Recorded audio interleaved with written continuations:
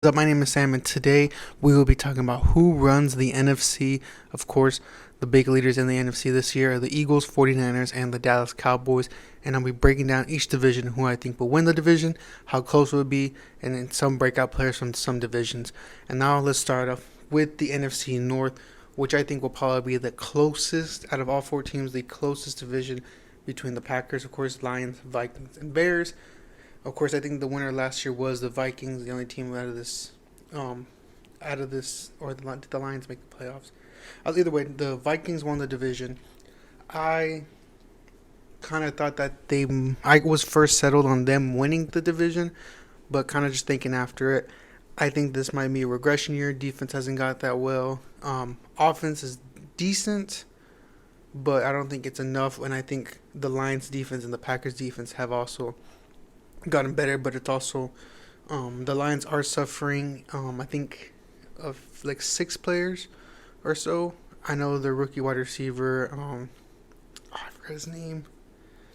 I think it's Jameson Williams. I might be wrong, but he is suffering. Him and some other players not suffering, but they are going through a 6-game suspension due to gambling rules that they broke. And then the Packers, for me, Jordan Love is the biggest X factor in this team. And then the Chicago Bears, I think the defense is going to be awful, and the offense is going to be limited to the semi-decent amount of weapons, and hopefully they can just build that line and give Justin Fields a chance to get another year under his belt, get him some better weapons.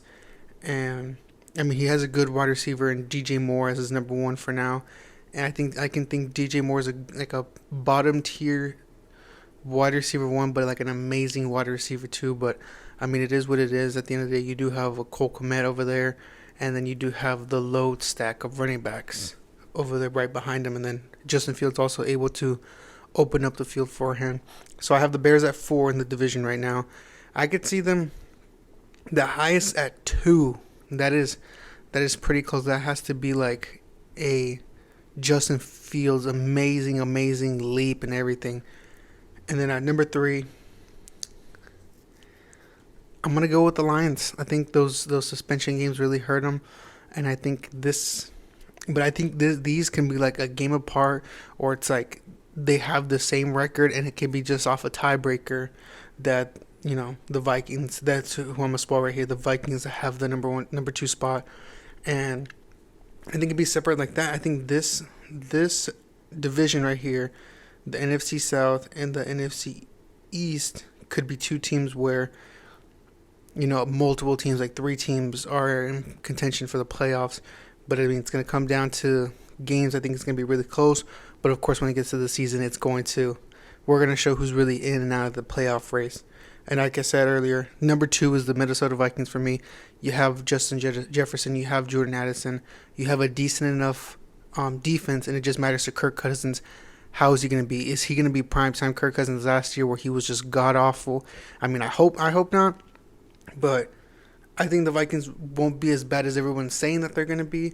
I think it is a regression year, but I have also the Green Bay Packers winning the division right after trading away Aaron Rodgers, and it just comes down to Jordan Love. They have the weapons, they have the defense, and it just matters how great is Jordan Love going to be. How is he going to adjust his first real year playing the full season as the starter? And here, NFC North, Packers are 1, Packers are 1, Vikings at 2, Lions at 3, and Bears at 4. And the player I'd say to watch out here, of course, Justin Fields and Jordan Love, and then Jameson Williams whenever he comes back. And the Vikings, I'd say Jordan Addison. And now let's get to probably the I don't want to disrespect this, but it's probably the most boring and probably the least competitive division in the NFC. The NFC South. You have, of course, the Saints, Falcons, Panthers, and Bucks. And I'm just going to get the Bucks out of the way. Bucks, I don't think are going to... They have the chance to be good, but it's just Kyle Trask is not good enough to beat Baker Mayfield, who just got the starting job like a week or 2 ago. And like, they have a decent defense. They have lost a few guys, since the Super Bowl team. This team was not good, like barely made the playoffs. and barely won this division last year with Tom Brady. So I can't imagine with Baker Mayfield and Kyle Trask, who hasn't played, and Baker Mayfield, who's coming off free agency.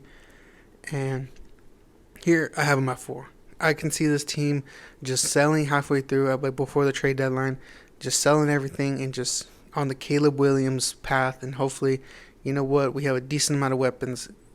We'll just have Caleb Williams and Mike Evans, and then we'll trade away Chris Godwin, which that's pretty decent to me. And at number 3, probably a little bit surprised here, I have the Carolina Panthers here. And they did trade it up for the first overall pick for Bryce Young. But I think it's too early for him right now. They have the team. They can do it. They do have J.C. Horn over there on the defensive side. They do got some dogs over there. And I think this division too, I think it's going to be pretty close, where it's a game, 2 games apart. And I think it just matters how Bryce Young plays. But I think it's a year or two too early for them to be up in the division. Of course, they can be a game behind.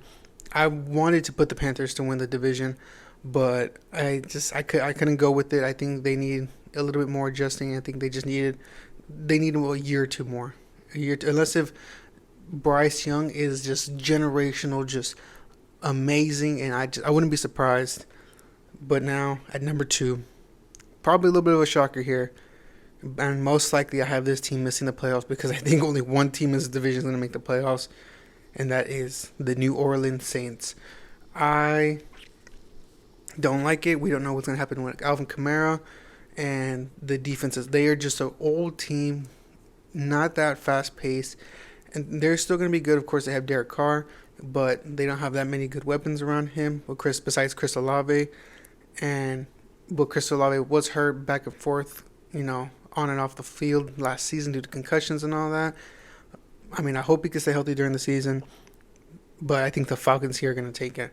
And that matters with Desmond Ridder. If Desmond Ridder plays at least just decent enough, just plays decent, they can be a playoff. They could be a playoff team and win the division here with this, kind of a weak NFC South. And if he's horrible, we can put in Taylor Heineke. And it is what it is, and he can win you a few games. But you're going to have Bijan Robinson, who I think is going to have an amazing game. Of course, you have Drake London, Kyle Pitts, and hopefully he can stay healthy. And I'm really excited for this Falcons team. And, I mean, I kind of hope they were one of the ones that traded for Trey Lance, and we'll talk about Trey Lance in a bit. But, hopefully Hopefully this experiment with Desmond Ridder can work, because he was horrible the first game, and then he was decent, and hopefully he just needed those reps because it was the end of the season, not really much was playing. And now let's get to the next division, probably the second most exciting division, the NFC West. I'm going to get these 2 teams out of the way. The Arizona Cardinals, they're already looking like they're going to sit Kyler Murray for the rest of the year, and they are tanking. They're going to try to get the first and second overall pick. Depends how bad the Texans do. Caleb Williams, you are most likely going to be somewhere else because they are going to trade this for first overall pick for more weapons around Kyler Murray, which I do not agree with. I think they should just have a new slate, but I know the dead cap, that if they trade him away, he's still going to take up a good amount of the cap space. And honestly, I don't really see this Cardinals team maybe winning 1 game or 2, maybe. Like, it would have to be, they're already selling a lot of their pieces. I forgot who, they sold a linebacker, someone to the Giants, and it was for dirt cheap. And the Rams here, Matthew Stafford and Cooper Kupp just have to be healthy for them to win some games. But I think the rest of this division is just too good, and it's going to be more close between the top 2 teams. And I think the Rams are going to be also, which I don't even think they have their picks, so which is kind of sucks. But I could see them selling a few pieces in the deadline, not a Cooper Kupp or anything like that, but maybe like an Aaron Donald if he wants, like, you know what, I want to go to a Bills with Von Miller, something like, just be somewhere competitive for a possible last year and retire as a champion, which I was supposed to do a few years ago. So I have the Cardinals at 1, or Cardinals at 4, Rams at 3, and I have probably a little bit of a hot take here. The 49ers at 2. I broke down the schedule because I think between them and the Seahawks, it's going to be literally a game close. And I have them going 10-7 which to you guys probably seems crazy. But I'm not really high on Brock Purdy. I think Brock Purdy is an amazing quarterback.